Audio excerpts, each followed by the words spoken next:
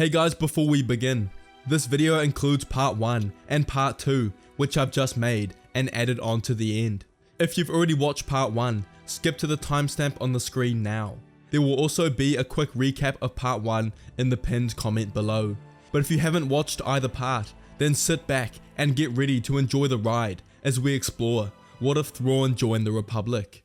Thrawn, the infamous Grand Admiral, was a blue-skinned alien born in the Chiss Ascendancy located in the unknown regions. In the early days of the Empire, Thrawn joined the Imperial Academy and rose to the rank of Grand Admiral and fought beside Darth Vader and Lord Sidious. He was ruthless, an elite strategist, and Sidious considered him indispensable to the Empire. But what if Thrawn joined the Republic? Before we begin, a special thanks to the voice actors, Ray Jericho, the Shapeshifter, and Nick Cortez. All their links will be in the description, so go check them out. The Chiss Ascendancy controlled a region of space in the unknown regions for thousands of years, far from the Republic. There were many planets in this system, ruled collectively by the 9 royal families known as Aristocrat. The Chiss pride themselves on cold logic. Peacekeeping and avoiding conflict is their main goal. They would avoid aggression and preemptive strikes, only attacking an enemy once they had entered Ascendancy space and saw this as a declaration of war. The Chiss went thousands of years without conflict until the years leading to the Galactic Empire. Around 22 BBY, right before the beginning of the Clone War, Thrawn was a captain in the Chiss Ascendancy and was known for his cunningness, use of logic, and ultimately one of the best strategists their military had. However, a threat to the Chiss began revealing themselves slowly, the Grisk, and Thrawn was specifically worried about them. They had begun their plot to destroy the Chiss Ascendancy and began their plan to move closer to Chiss space, taking advantage of their peacekeeping ways, and would surround their territory, taking one planet at a time. Only the Chiss Aristocrat knew of this looming threat and began non-aggressive countermeasures. They could not attack since the Grisk had not entered their space. They sent their most prestigious captain, Thrawn, known by the Chiss as Myth Rao Narodo, to search the rest of the galaxy for allies against the Grisk. He was tasked to find out everything he could about the other powerful forces in the galaxy and whether or not they would be able to help them in the upcoming war. Thrawn took this mission gracefully and would spend as long as it takes to complete it. He begins his secret mission and leaves Ascendancy space. He travels for days without anything until he spots a ship in the distance. He can't help but notice the advanced hyperdrive ring that is far beyond what Chiss scientists have achieved. Unknown to Thrawn, he had stumbled upon the ship of Anakin Skywalker and Obi-Wan Kenobi, who were returning from the border dispute on Anseon.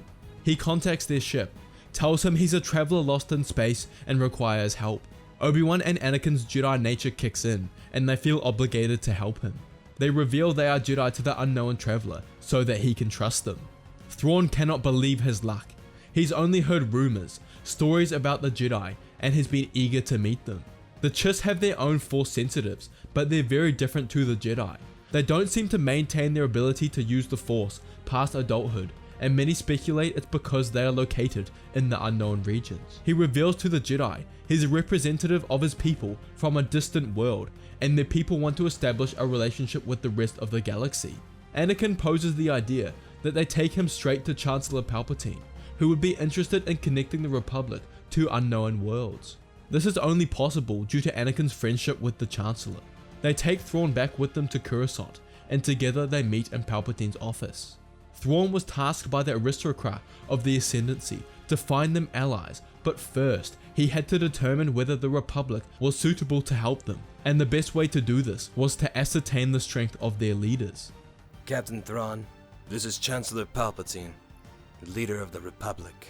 It is a great honor to meet you, Chancellor. Your reputation precedes you. You're too kind. Anakin tells me you are from a distant world, not known to the Republic. But Palpatine recognizes the blue skin of a Chiss. The Sith of old wrote about how Chiss military officers joined their ranks and were amongst the best. Maybe Palpatine could use this Thrawn. This meeting takes place before the Battle of Geonosis. War was looming, and the Separatist crisis was almost at its peak. Palpatine didn't have much time on his hands. He asks Thrawn if they could meet in a few days' time to discuss matters further. Of course, Chancellor. Thank you most kindly for taking the time to greet me. A few days go by, and they might have been the most important in the galaxy. We know how this goes. Anakin was assigned to Padme and Obi-Wan to find her assassin.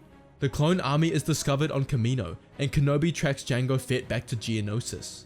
Anakin and Padme fall in love and get married, but only after the Clone War begins between the Republic and Separatists. Palpatine and Thrawn have their meeting days later. I wish to more fully understand this conflict which you are embroiled in. The origins and driving force of the Clone War are still somewhat opaque to me.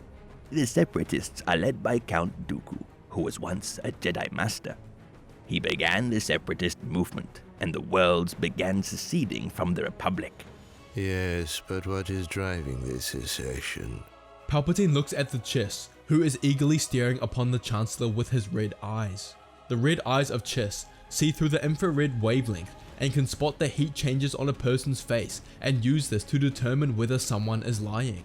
He was using this on Palpatine to try and indulge his intentions, but he didn't waver. I want to make a good impression on you, Thrawn, but the Republic isn't perfect. There is corruption in the Senate, and I have sworn to correct it. But some worlds are fed up. No matter, let's forget that.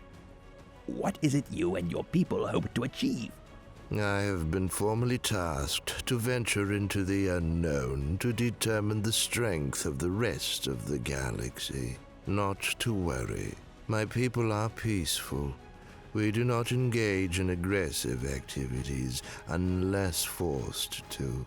My superiors think it is time we connect with a wider galaxy. But first, they need to know whether it is worth it. I see. Well, I'm afraid you came at a poor time. War has just begun. Palpatine says with a gloomy look on his face. No matter. I think the Republic has potential. You say it stood for 1,000 years. I doubt it will fall now, but I shall help you in this war. As a token of the Chiss kindness, I ask permission to join the Republic Navy and aid the Republic in the Clone War. Palpatine looks at the Chiss stunned, but understands what he means. If he goes back to his people now, whilst the galaxy is at war, their people will never connect to the wider galaxy, so personally wants to help restore order to the Republic so this connection can happen. I understand your motives. I thank you for your help, Thrawn.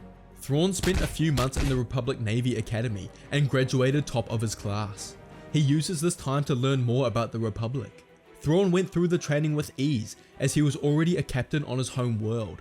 He is seen by his superiors as an officer with extremely high potential, and they recommend him to be promoted instantly to captain after he graduates. As a captain, he still didn't have control of his own fleet, but was assigned to Admiral Yularen, who served under General Skywalker. It seems his relationship with Anakin has come full circle. It is good to meet you, Captain. I've heard good things about you. You are most kind, Admiral. Now, where is our next mission? We head off right away to Christophsis, to aid Senator Bail Organa. They arrive out of hyperspace to see separatist ships guarding the entrance to the planet. They've been sent to rescue Bail Organa, who's out of supplies, and they're about to be attacked by the separatist forces. Anakin, Yularen and Thrawn stare out of the bridge of the ship. Their forces are outnumbered and outmatched by Admiral Trench, a known ruthless separatist leader and strategist who barely loses a battle. No Jedi or Admiral has been a match for him, yet. Anakin, the gung-ho Jedi, wants to engage his forces head-on, even though they're outnumbered. They begin, but this doesn't end well. Many of their ships have been hit and show signs of damage. General, please, let's turn back. I can't do that, Admiral. We must take out Trench here. But Trench's command ship began heading straight towards them, and they're almost in range. In only a few minutes, he'll fire upon them, and they'll be destroyed. If I may, I do have a plan of action. Yularen and Anakin turn towards Thrawn. It is evident we are outnumbered and weakened, but perhaps we can use this to our advantage. I propose we retreat for now, but in this inaction, we lure Trench into following us. He'll never leave his position. He won't risk it. Not unless we were sufficiently damaged enough that he thought he could wipe us out completely. We must give Trench the illusion that we are almost defeated. To do this, we turn off our side and rear shields, the ion cannons, the navigation system, and one of the 3 engines on all of our ships. He will no doubt follow us then, unable to control his eagerness to wipe us out. In about 7 minutes, Kenobi and his forces will come out of hyperspace around our position, and then we will restore power back and finally overpower Trench's forces. Anakin and Yularen look at each other. That might actually work. They begin implementing the plan. They successfully fool Trench, and he moves his forces towards them, away from the planet. Kenobi comes out of hyperspace, and they power up their ships and fire upon the Separatists, destroying their ships one by one, leaving the Admiral Trench for last as they wipe out his fleet. They aid Bail Organa on the surface and sign a treaty with Christophsis. While they're doing this, Ahsoka Tano arrives on the planet and explains how she's been assigned to Anakin Skywalker by Yoda himself. Anakin couldn't believe it, and Obi-Wan found it very amusing, but that would be the beginning of their relationship. They discuss the victory together. I didn't know you had such a keen mind, Captain.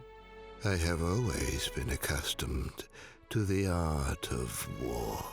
If you know the enemy and know yourself, you need not fear the result of 100 battles. If you know yourself, but not the enemy, for every victory gained, you will also suffer a defeat. If you know neither the enemy nor yourself, you will succumb in every battle. All warfare is based on deception. This was Trench's fault. He didn't know nor understand me, and it cost him his life. Right. Nevertheless, we wouldn't have succeeded without you, Captain. Says Obi-Wan. Scenarios like this continue to happen for the next year. Thrawn's knowledge of battle, tactical brilliance, and strategist mind, together with Anakin and Yularen, they won countless battles for the Republic. He and Skywalker were like peas in a pod. Their style of battle worked well together. Thrawn usually had trouble making friends and connecting with people, but he truly considered Anakin a friend and enjoyed their time together. They relied on each other in battle and trusted each other with their lives. Anakin considered Thrawn a good friend and owed him for saving his life many times over. However, a year and a half into the Clone War, Thrawn was promoted from captain to admiral and appointed his own fleet. He had the highest record out of any captain in the Republic Navy, so this promotion was inevitable. He and Anakin say their farewells, but know they will meet again. His promotion saw him joining ranks with Jedi Pong Krell, a basilisk who was also a keen strategist. His resume contained many key victories, marking Krell as one of the most successful generals in the Republic military. However, Thrawn and Krell clashed on many issues, not agreeing on strategy a lot of the time. Krell saw the clones as 100% expendable and wasn't afraid to send thousands to their deaths in order to complete his task, whereas Thrawn appreciated a much more thought out and cunning plan. However, Krell was the general and Thrawn the admiral, but he hated Krell. I am learning more and more about the Jedi and the Force every day. Many Jedi refuse to engage in combat and meditate all day. On the other hand, there are others like Krell who seem to enjoy combat and thrive in it. How this hasn't led to a schism or a conflict is beyond me. Or maybe it already has. We get to the Umbara campaign, led by Krell and Thrawn. Umbara was a separatist world that the Republic sought to take. Thrawn had come up with a plan to complete their mission, and sent the clones on their way. He thought this plan would be easy, and devised a strategy to easily take the world. He stays in one of the command towers, and connects to the comm system to lead the mission. However, the mission began to go sour. He could see on his screen that the clones began dying in high numbers. He called out to them and explained their orders, only for them to be shot seconds later. This should not be happening. His plan was flawless. Did the enemy have something he didn't know about? No, that's impossible. He'd factored everything into his plan. Something unpredictable has happened. Master Krell, report. He contacts Krell, who is in the other tower, but he doesn't respond. The clones have stopped firing, and after many casualties, head back towards Thrawn's command station. Troopers, what happened? The leader explains how the two separate squads were given orders to kill the enemy, who were disguised in clone trooper armor, resulting in them firing and killing each other. Who gave you these orders? Master Krell, sir. He said it was part of a secret mission to keep it from you. It all clicks in Thrawn's mind. Krell's plan undermined his own. But Krell is a Jedi. What could he gain from letting the clones kill each other? He thinks about this for a moment. Does he still have more to learn about the Jedi? He looks into the opposing tower and sees Krell's heat signature through the wall using his red Chiss eyes. His huge stature and forearms radiating heat as he meditates in an empty room. Krell has committed treason and under Republic law is to be arrested and tried in court. But Thrawn will have to capture him first. Finally, Thrawn will get to test his skills against a Jedi, something he's been waiting for. He explains his plan to the troopers, and together they head to the tower. In the name of the Republic, you are under arrest, General Krell. It's treason, then. On your knees. Explain your actions, Krell. But before he says anything, he pushes everyone back with the Force and rushes for the window. Krell ignites his saber to jump out of the window and escapes. However, Thrawn knew he would, and his capture depended on it. They chase right after him as he ruthlessly kills his clones. Thrawn is cunning. He expected Krell to escape, and he's right where they need him. He may be a Jedi, but Umbara is a dark planet, and the clones are specialized in nighttime combat. Thrawn and his men begin their hunt for the Jedi, who continues to run away. Krell thought he'd set a trap for Thrawn and his men, but he was dancing in the Chiss's palm. They catch up to Krell and begin firing, but Krell continues to stab and kill the clones. However, everything is going according to Thrawn's plan. He had the clones focus their numbers on the northeast side to push Krell towards the southeast, right where Thrawn wants him. They have only one shot at capturing the Jedi, and if they fail, they will all die. But Thrawn couldn't fail. He wraps around to the southeast and begins taunting the Jedi, who ignores the other clones and rushes towards Thrawn. He was blinded by his hatred for the Admiral, whom he quarreled with many times. He focuses solely on Thrawn and ignores his surroundings. If he kills Thrawn, he'll be able to escape successfully. One step before he reaches Thrawn, he steps on a native animal of Umbara with large tentacles that grabs a hold of Krell and begins swinging him around and crashing him into the ground. Thrawn uses this opportunity to stun the Jedi, and they take him back to base. You are a Jedi Master, General Krell. It is not in your nature to commit such acts. Please, explain yourself. A Jedi? I am no longer naive enough to be a Jedi. A new power is rising. I've foreseen it. The Jedi are going to lose this war, and the Republic will be ripped apart from the inside. In its place is going to rise a new order, and I will rule as part of it. This was specifically intriguing to Thrawn. If what Krell says is true, this will mess up his plans of using the Republic to aid the Ascendancy. He must find out more.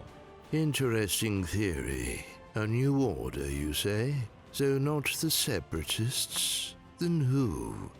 I don't recognize any other significant power in the galaxy. So are you saying they're working in the shadows? By the way Krell's face moved, Thrawn knew he was right. So, I am right. But this force couldn't appear out of thin air. They must have been scheming for a while. To take power, one must convince the masses they deserve it. Let me know if I am getting warmer here, Master Krell. But you have foreseen this new threat rise at the end of the Clone War, using the conflict and this war as a distraction to steal power and authority for themselves. No, Maybe they're even the driver of this war. Krell laughed at Thrawn. He was amazed by his level of deduction, as he guessed correctly. This new information was pivotal to what Thrawn did in the future. He was not foolish enough to ignore the visions of a Jedi. He's seen the Force and its power many times firsthand. His visions are most likely correct. He thinks to himself, But what do I do? Do I wait for the new entity to claim power and ascertain whether they will help the Chiss? That is too risky of a bet. The only option is to ensure the Republic wins this war and stop this shadow figure from ever taking control. Thrawn had deduced one thing. There is an external force driving the war, one he could not see, for now. Thrawn brings Krell back to Coruscant and is congratulated by many Jedi and senators upon his arrival. His friend, Anakin Skywalker and Padawan Ahsoka Tano were standing with Senator Padme Amidala of Naboo. Thrawn introduced himself to the senator and together they discussed their arrest. Thrawn notices the relationship between the senator and Anakin. Have you two known each other for a while?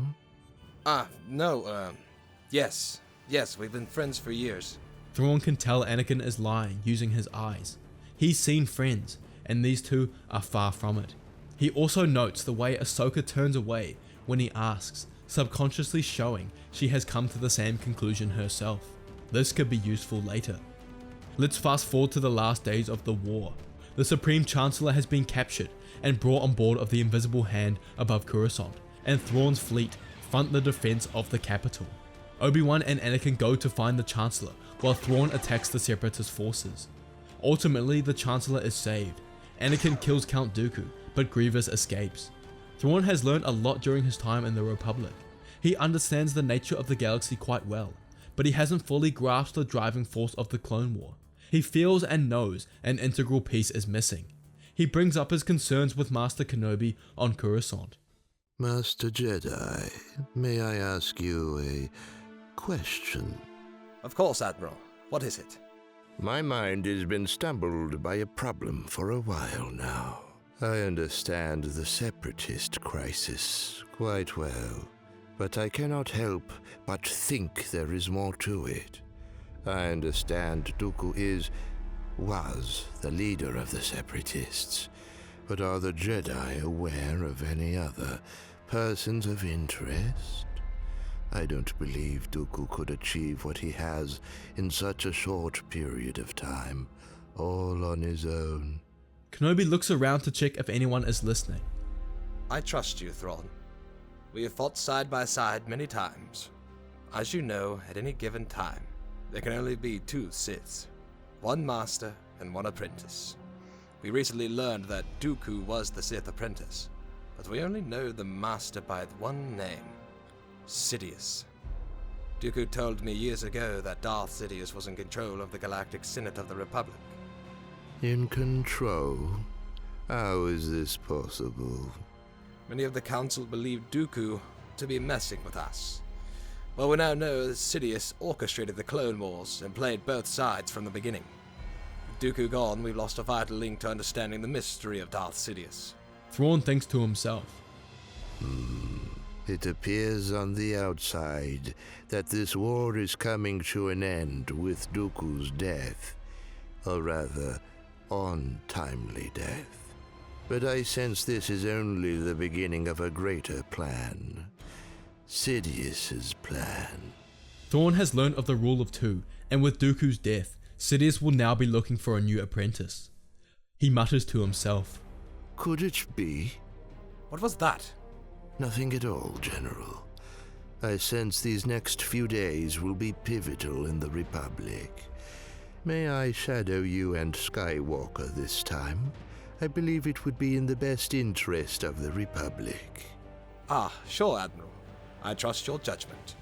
Thrawn does just this as they meet up with Skywalker. He joins the briefings on the Outer Rim sieges, which he's particularly interested in, as his home is fairly close by.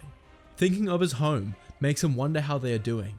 Have the Grisk began their attack? Has war broken out? He doesn't know. All he knows is to keep moving forward. As they leave, Anakin joins late. Thrawn knows he lives away from the temple, obviously with Padme, but there's something about his demeanor that's changed. He looks as if he's just received terrible news. Obi-Wan doesn't notice and tells him Palpatine has requested Anakin's presence. But Obi-Wan starts criticizing the Chancellor, something Thrawn didn't expect. Was he missing something? Be careful of your friend Palpatine. He's requested your presence. He didn't inform the Council? That's unusual. All of this is unusual, and it's making me feel uneasy. Just ask Thrawn. He feels it. Anakin looks at Thrawn and can tell he agrees. Skywalker heads off for the Chancellor's office. Thrawn wonders what the Chancellor would want with Anakin. This is a pivotal moment in the war. He doesn't have the time for friendly chit-chat. The answer was revealed hours later, when Anakin and Obi-Wan exit the council chambers after Anakin had just been denied the rank of Master. Anakin talks to Obi-Wan how it's unfair, who replies it's an honor to even get a seat on the council. Thrawn thinks to himself, Why would the Chancellor appoint Anakin to be his representative on the Jedi Council? Does he not trust the Jedi? I cannot see a reason why he wouldn't. Maybe it was to do Anakin a favor by getting him the rank of Master. They have been friends for years.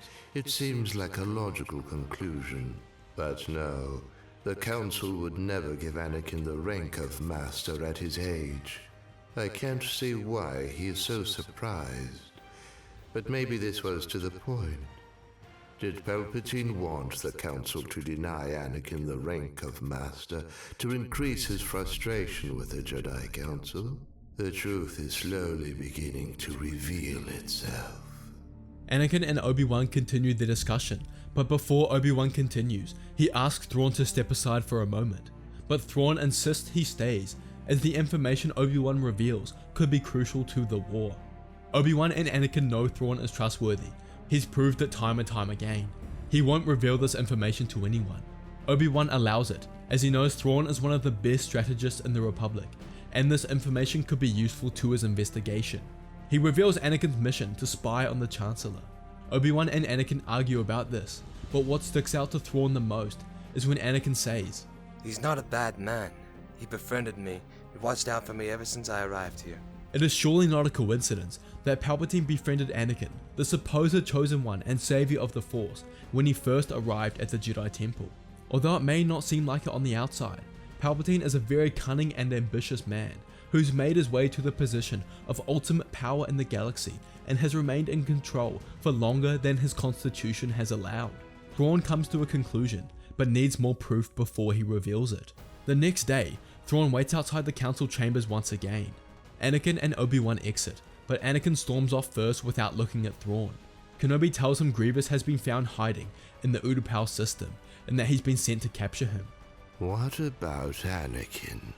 He wanted to lead the campaign suggested by the Chancellor, but the Council denied him. He seems to be quite stressed and dealing with a lot on his mind.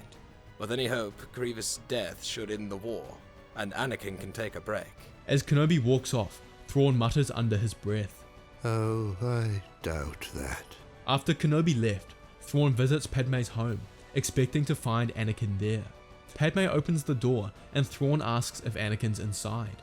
Padme stumbles upon her answer as Thrawn pushes the door open and steps inside to see Anakin on the couch.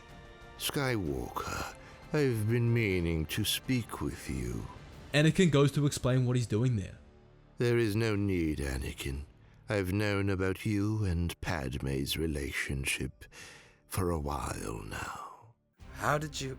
That doesn't matter in the least. Senator Amidala, would you give Anakin and I a moment?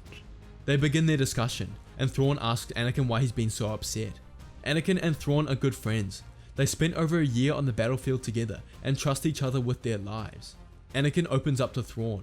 He already knows about his wife, so telling him any more won't change anything. Thrawn finds out everything, including Anakin's past dreams of his mother and now his new dreams of his wife dying. He fears his wife will die since the dreams of his mother came true. Thrawn wonders if Anakin can really see the future. He explores every possibility in his mind.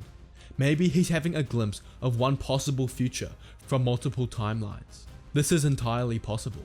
The Force works in a mysterious way. But what is also possible is someone is planting those dreams there. It is entirely possible. He asks the Jedi what he's planning on doing, who reveals he wanted the rank of Master to search the restricted section of the Jedi archives for the power to save one from death, but that isn't possible now. His only other option is a rare force power he's learned, and Anakin tells Thrawn about Darth Plagueis the Wise. How did you learn of such a power? And the next two words changed everything. The Chancellor. All of this only backs up the conclusion Thrawn has already made. Chancellor Palpatine is the key. Thrawn tells Anakin he will help save his wife, and asks him to set up a meeting with the Jedi Council, Palpatine and other important senators in the Chancellor's office. Anakin looks at him confused. Tell them the fate of the Republic depends on it. The meeting is set up. The members include Palpatine, Mas Amida, Bail Organa, Ainley Team, Fang Zar, and Jedi, Anakin Skywalker, Mace Windu, Plo Koon, Kit Fisto, Aegon Kola, Saisi Tin, and Coleman Cash. Thank you all for coming here today, especially given the nature of the war. I was welcomed into the Republic years ago now, and have fought alongside many of you. I joined ignorant to the ways of the galaxy, the Republic, the Separatists, the Jedi, and Sith. I wished for answers of right and wrong, of order and chaos, of strength and weakness, of purpose and reaction. The origins of the Clone War were a mystery to me. I couldn't understand them for a while, until days ago when I started to learn the truth. Darth Sidious, a name I learned a few days ago from General Kenobi, who revealed to me that the name belongs to a Sith Lord, the same Sith Lord behind the Clone Wars from the very beginning. Not Count Dooku. Kenobi also told me that years ago, Dooku divulged that a Darth Sidious was in control of the Republic, but the Council seemed to dismiss that as Dooku attempting to deceive them. I know Dooku was telling the truth. I know who Darth Sidious really is. He glances a quick side eye, so fast that no one would be able to notice except the person he was directing it at, Palpatine. Palpatine cannot move, not in fear, but because it will strengthen what Thrawn is about to reveal. Darth Sidious is Chancellor Palpatine. As Thrawn stares upon Palpatine with his infrared eyes, and can see the heat building up in his forehead, a sign of fear. The senators around him begin to argue back, and the Jedi are not convinced. By the look of your faces, you are unconvinced. Allow me to explain. Dooku has been killed, so due to the rule of two, Sidious must begin looking for a new apprentice, and that apprentice is Anakin Skywalker. Ever since Anakin arrived at the Jedi Temple, Palpatine has been there for him, looking out for him as a father would. Anakin thought this was due to his generosity, but Palpatine began laying the seeds of manipulation. Days ago, Palpatine appointed Anakin to be his representative on the Jedi Council. However, Anakin was denied the rank of Master, an obvious conclusion, and yet Palpatine knew this would happen. He only did so to increase Anakin's disconnect with the Jedi Council. Next was Palpatine's more malicious act. Now, Anakin, I am deeply sorry about this next portion of my story, as it will seem to expose you.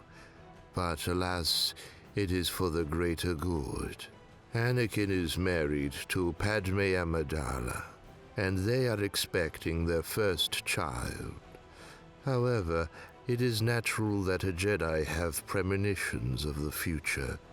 One of those premonitions is of Padme's death. That is why Anakin lost control of his emotions when being denied the rank of Master. After his first attempt to save her had failed, Palpatine gave him another. He told Anakin the story of Darth Plagueis the Wise, a Sith Lord who so happens to save others from dying. Coincidence? I think not. Palpatine then informed the Council that General Grievous had been found on Utapau, and that he wanted Anakin to lead the campaign. However, once again he knew the Council wouldn't grant him this, only increasing his frustration. After this, Palpatine would have revealed himself to Anakin as the Sith Lord, and the only one who could save his wife. Anakin shifts momentarily, not making eye contact with the other Jedi. Mace stands there with his hand on his chin. Masters, I can explain. Windu looks at Anakin, which cuts him off. The look from Windu tells Anakin they'll deal with the situation later. This is more important. Silence encompasses the room. The story sounds convincing, but it needs more, and Thrawn knows this. Not convinced, Jedi. Dooku told you all years ago. Darth Sidious was in control of the Senate, and you knew that Dooku and the Sith created the clone army to fight for the Republic. For one reason only, to create distrust of the Jedi in the eyes of the Republic. To change their perception from the keepers of the peace to the enemies of it. Who else, other than the Chancellor of the Republic, could allow the use of the clone army and prolong the war long enough for the people of the Republic to turn their backs on the Jedi? Anakin looks at his friend Palpatine. What are you saying, Thrawn? You're wrong on this. Tell him, Chancellor. It's okay, Anakin. Misunderstandings happen. Can you prove any of this, Thrawn? Palpatine devilishly stares at Thrawn. I bet there are lightsabers stashed throughout this office.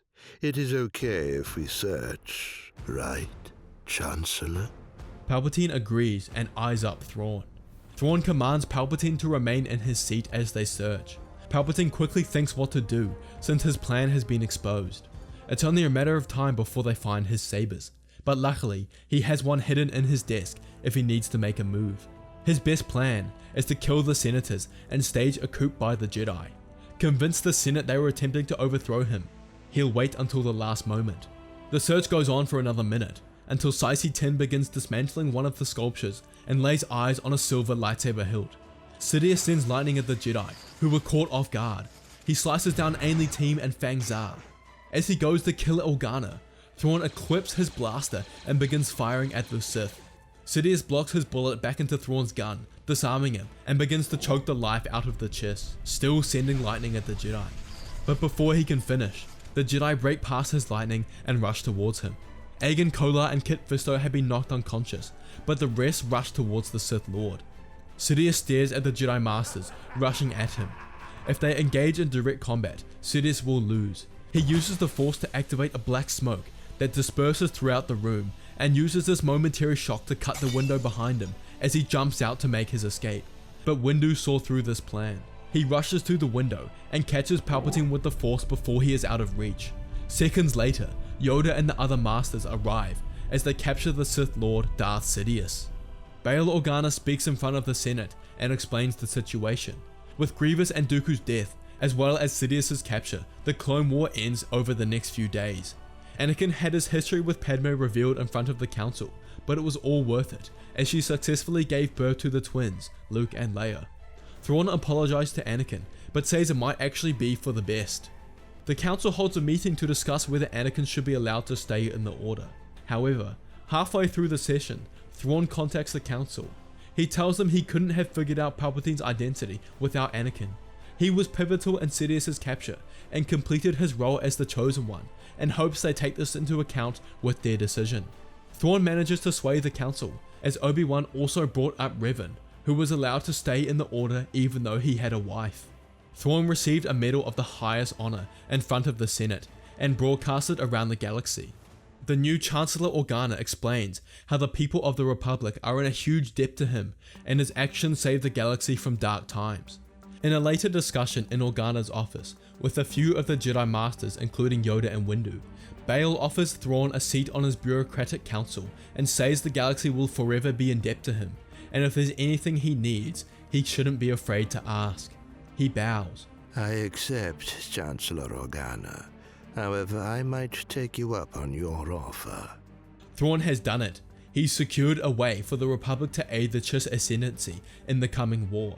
All he has to do is ask.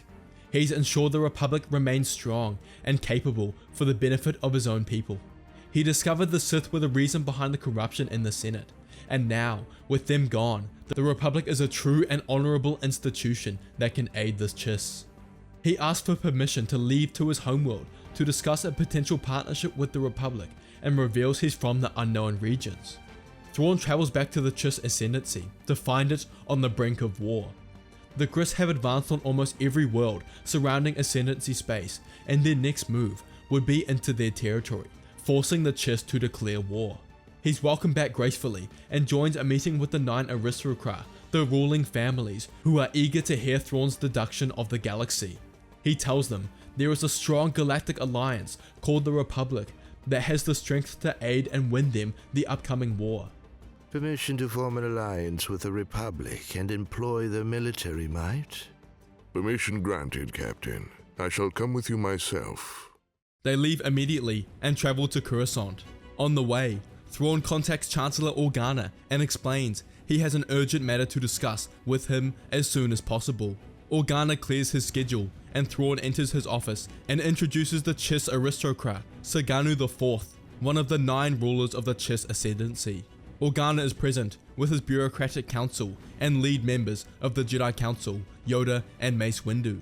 Saganu bows and mentions how the Republic owes Thrawn a huge debt, and ultimately they are here to claim it. Organa praises Saganu for his forwardness, but agrees the Republic would not be standing without Thrawn, and as a thanks, he promised Thrawn if he needs anything, all he must do is ask. Saganu tells them that it's good to hear, and he'll begin by explaining some history of the Chiss. Many years ago, the aristocratic body of the Chiss Ascendancy tasked the captain. Now, Commander Thrawn to search the wider galaxy for potential alliances in our inevitable war against the Grisk, a spiteful but deadly race of nomad warlords. But in this time, the situation has become dire. The Grisk are at our doorstep, and when they attack, we don't stand a chance. Murmurs begin to scatter in the room, and Mas Amida asks why they haven't fought back yet, if they know the Grisk have been advancing. We are a proud people, bureaucrat, and we stand for peace. We do not engage in war unprovoked. Only when they enter Ascendancy space may we attack. I hear from Commander Thrawn that the war you were involved in has just concluded, and that you have a vast army of clone troopers and battleships at your disposal. My dear friends, what Saganu only meant to say is that we ask the Republic to send their forces into the unknown regions to assist the Chiss Ascendancy in defeating the Grisk. Organa puts his hand on his chin and contemplates this in his mind. He asks them to leave whilst they discuss it together, but ultimately when they return, Organa agrees to their proposal. They owed Thrawn a huge debt, and now they must pay it. Great to hear, Chancellor. We shall begin at once, but before we leave, I must warn you of the enemy we face together. The Grisk are creatures of half-myth whom few have ever seen. It is said that they are nomads with no fixed home, traveling in spacecraft so numerous they blot out the stars. They are said to be terrifying warriors, overwhelming their opponents by sheer numbers and ferocity. There are a few records in the Chiss archives of our encounters with them, and all turned out poorly. However, not all is dire. They do have some weaknesses which I will discuss with you at a later time. Chancellor, I will convene with the head of the Republic Navy now to discuss our departure. One war finished, one to go. Thrawn goes and discusses the fine details with the Republic Navy leaders and gets the necessary resources ready to go.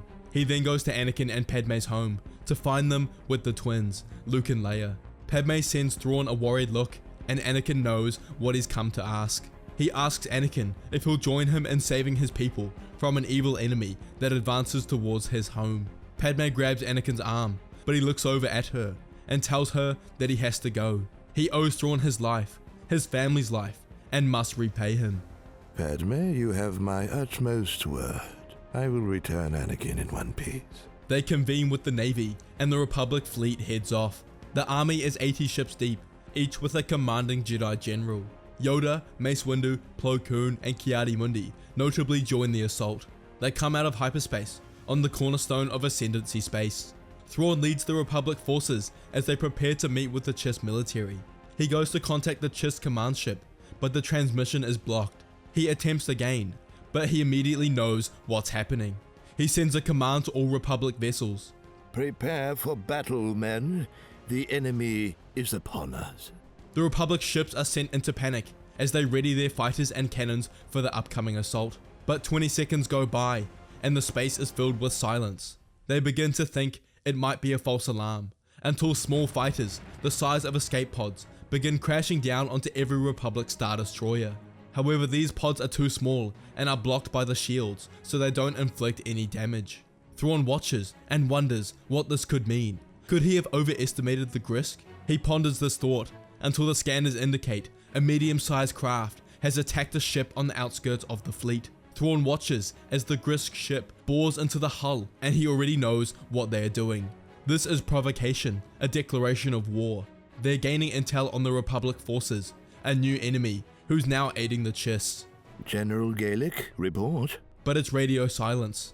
The Grisk ship departs and bursts into hyperspace immediately. They were fast and likely got what they wanted. Thrawn contacted the attacked ship again, and a clone commander reported that the Grisk took the Admiral, clone troopers, and General Gaelic, a Jedi. He was right, a reconnaissance mission, and now they might have to do their own. The army continues forward, but to meet with the rest of the Chiss military. It's a sizable fleet, over 100 ships together, but they can't underestimate the ability of the Grisk. They are a war-built species after all. Thrawn stands in the command center and explains his defense strategy to the Jedi Council present and the Chiss aristocrat and military leaders. He divides their ships around the borders of Ascendancy space based on the probability of attack. There are squadrons and supply ships in between each defense post in case of an attack. Every ship must be equipped with anti-Grisk weaponry, which we know can have detrimental effects in battle. Before I continue, I would like to introduce the Jedi Council to the Chiss present. We all know the stories of the Jedi, but they don't highlight their true glory in battle, and they've so graciously agreed to serve alongside us in the upcoming war. Both groups look at each other and bow deeply. Saganu speaks up. We deeply thank the Jedi for their assistance. The Grisk are a terrible enemy, and their defeat will benefit us both. Fearsome, elusive, and deadly is what heard about the Grisk we have. Tell us more, can you? The Royal Council has agreed to release information previously kept away from the public eye. I apologize for the context of this conversation, but it must be said.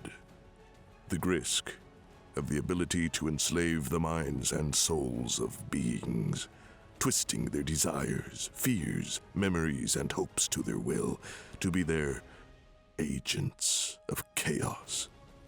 This information is hundreds of years old, so we cannot personally verify it, but the aristocrat at the time believed the Chiss had begun to adapt resistance to their influence, but we fear the Republic may be more vulnerable. Yoda, who's been listening intently, chimed in. In the Force. Sense them, I can. Clouded their intentions are, but resistant to their manipulations we Jedi should be. They discuss the Grisk in greater detail, but ultimately send their ships off in defense mode. Thrawn also discussed a reconnaissance mission of their own. He wants Anakin and Plo Koon to infiltrate a Grisk command ship and gather what information they can. There's still so much they don't know about the Grisk, and to win this war, they must gain intel. Everyone's confused how Thrawn knows where one of their command ships is, but he tells them, based on the surrounding hyperspace routes and the direction their ship traveled when they were gathering intel, there is only one place it can be stationed, outside Bogo Rai. Anakin and Plo set off, and Thrawn stays connected to them through a comm system. Their ship is small and equipped with a cloaking device. They come out of hyperspace, and there stands a Grisk command ship, a menacing collage of machinery. They begin making their way towards it, looking for the best place to dock, when their ship is halted in space. Skywalker, what's happening? Anakin doesn't know until the command ship sends small fighters towards their location. You've been tractor-beamed, Skywalker. They can detect our cloaking technology. Get out of there, now! But it's no use, they can't move. Their ship is boarded, and all Thrawn hears is blaster fire. But what's most interesting is what Skywalker tells Thrawn during the battle. The Grisk armor is not only resistant to blaster fire, but also Master Kuhn's lightsaber as well. And Thrawn thinks of only one thing, Cortosis, a material resistant to lightsabers. He hears Anakin scream, and the comms go quiet. Skywalker, report in. If it isn't Admiral Thrawn of the Republic, or is it Commander Mithra Nuruothar of the Chiss? Which one is it? It doesn't matter. The only thing that matters is your defeat, which is inevitable now. I've been watching you for years, hero of the Clone War. What pitiful enemies you were facing in battle. Nothing like me. What is your name, Grisk? Chief Commander Jixtus. Jixtus, is it? Well then, I want you to know personally, I will take great pride in defeating you myself. The comm line breaks, and Thrawn doesn't know what to think. He takes a moment to mourn the loss of Skywalker, his first true friend, and this pains him deeply. He reports this loss to the command team, as well as the presence of Cortosis armor. Yoda and Windu can't believe what's happened. For the first time in his life, Thrawn's worried. He's facing an enemy that may actually beat him, but if there's anything he can do, it's to adapt. The following day is when the Grisk make their move. They attack all defense posts simultaneously. Thrawn commands from Center Station on Csilla, the homeworld of the Chiss, alongside Yoda, Windu, and the aristocrat that aren't commanding their armies. He gets word that the Grisk have released their weapon, called Hive Minds, which were specialized Grisk that could control the minds of its targets. However, they had prepared for this, and each ship was equipped with an interference signal that could disrupt the Hive Mind's influence temporarily. The battle raged on, at all corners of Ascendancy space. Thrawn's tactical brilliance was evident as he commanded the Republic and Chiss forces against the terrifying Grisk. However, a small shuttle approached the command station, and this was reported back to Thrawn. He hails the ship. Shuttle, reveal yourselves. But the voice that spoke back to him left him stunned. Anakin Skywalker and Plo Koon. Anakin details how they managed to escape the clutches of the Grisk and return to them. Thrawn is ecstatic. He thought he'd lost his closest friend and knew he should have had faith in the Chosen One. He invites them to the command center and updates them on the battle plan. Minutes go by until Yoda looks at Thrawn in a sharp turn and then shifts his attention back to Anakin and Plo, who have ignited their lightsabers and cut down 4 of the aristocrat leaders in a flash. Yoda and Mace Windu ignite their blades in response, but to Thrawn's left, he witnesses the Grisk themselves break down the door and begin advancing. Thrawn reaches for his weapon and attempts to process what's happening in his mind. A problem is simply an equation without a solution, in which I will solve with all variables present. Respected Jedi such as Anakin and Plo would not have killed the Chiss leaders in their right mind. In their right mind. Yes, that is it. Their minds must have been under control of the Grisk. Master Yoda was wrong. Their control can penetrate the Force.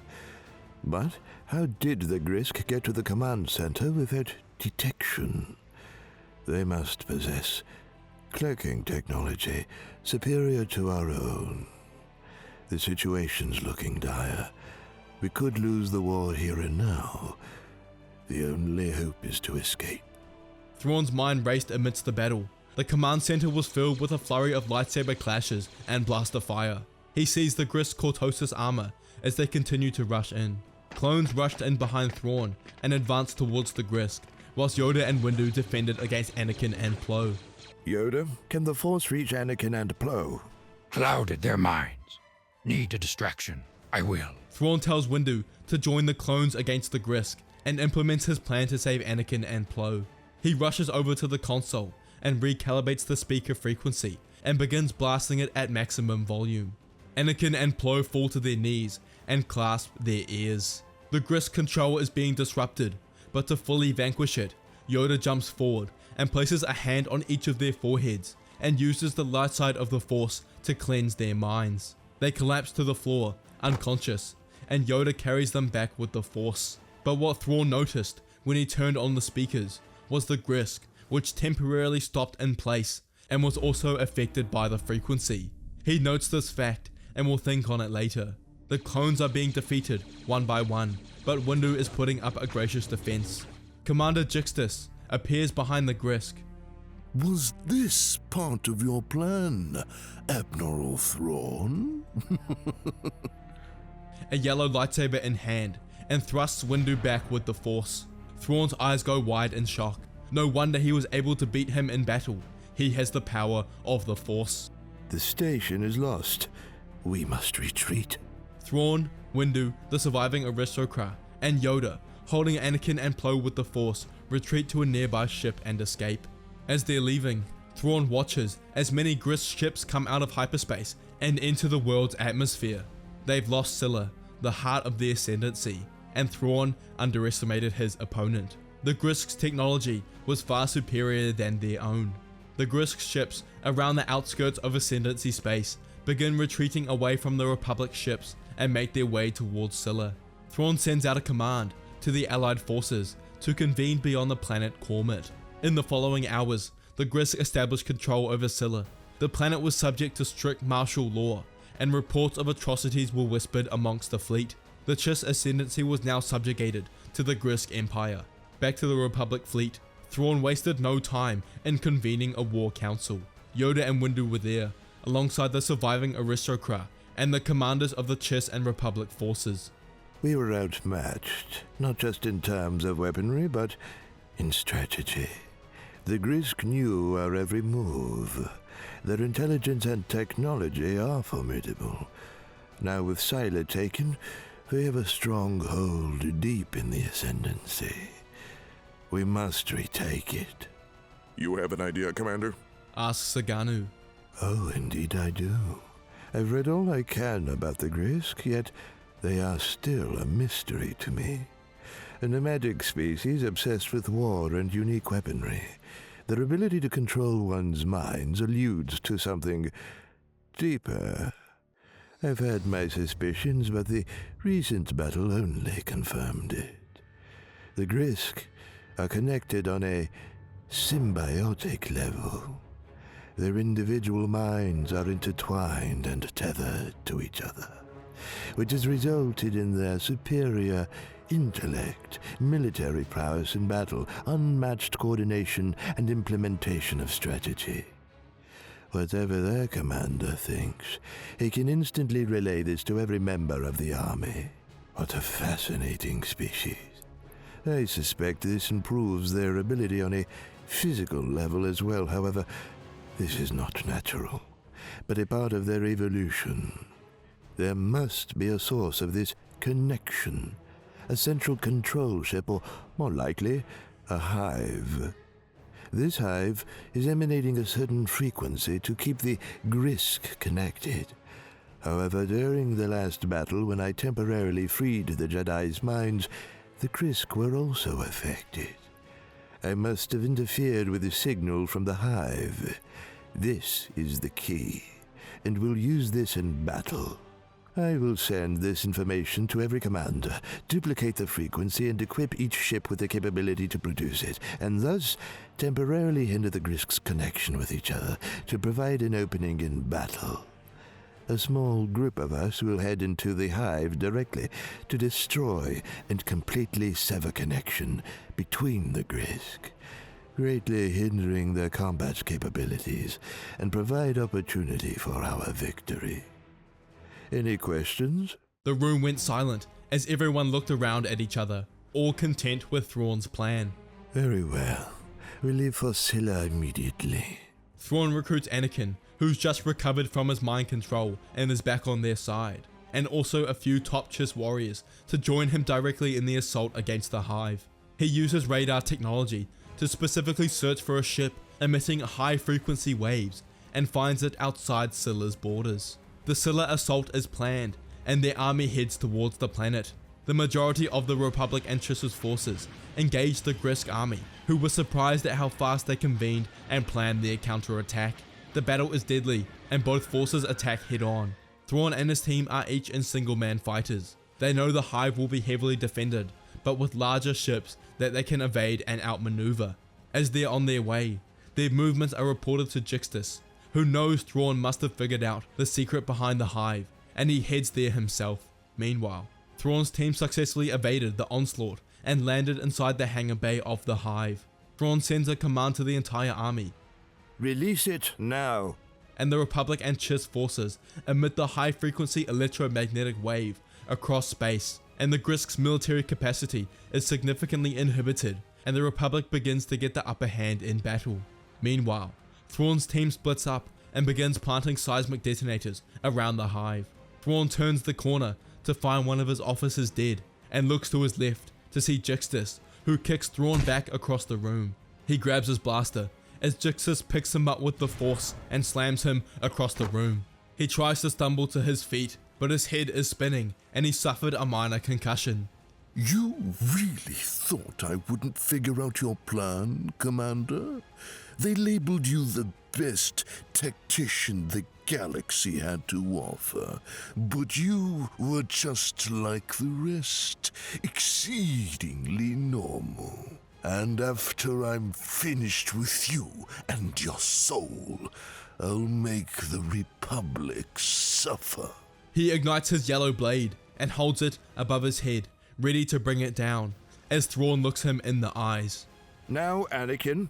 Csilla doesn't have enough time to react, as Anakin bolts forward at Jedi speed and thrusts his lightsaber into Cilla's chest as he collapses to the ground and life begins to leave him. You were a formidable opponent, Csilla, but you simply are not operating on my level. You were a formidable opponent, Csilla, but you simply are not on my level.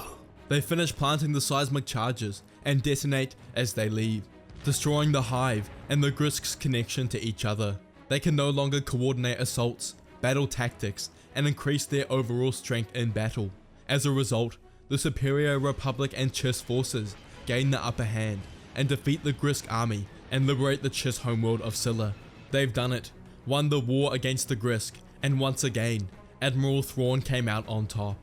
A celebrity parade is carried out on each Ascendancy world to celebrate a new era of peace and prosperity for their people. Chancellor Organa comes to visit Csilla and convenes in the royal chambers with the remaining 5 aristocrat leaders, Thrawn and members of the Jedi Council. He congratulates them on their victory and asks whether they would like to join the Republic and claim a seat of their own in the Senate. However, the aristocrat unilaterally disagree to Organa's proposal. Saganu tells Organa he is truly thankful for their assist in the Grisk's defeat, but with their victory, they can now expand their influence into the unknown regions. But they are not the Republic's enemy, and he proposes a non-aggression treaty to remain as independent entities, but in the case of war or invasion, they would help out the other in need. Organa stands up and shakes Saganu's hand and agrees to his proposal. In the event of a future threat against the galaxy, they will join forces once again. Saganu remains standing and turns to Thrawn. He explains how the Chiss would have been wiped out if it wasn't for his help, and their people will owe him for an eternity. But to show him their thanks, the 5 aristocrat leaders agree to create a 10th royal family, the Myth, originating from Thrawn's bloodline, to serve in the decision making of the Chiss people.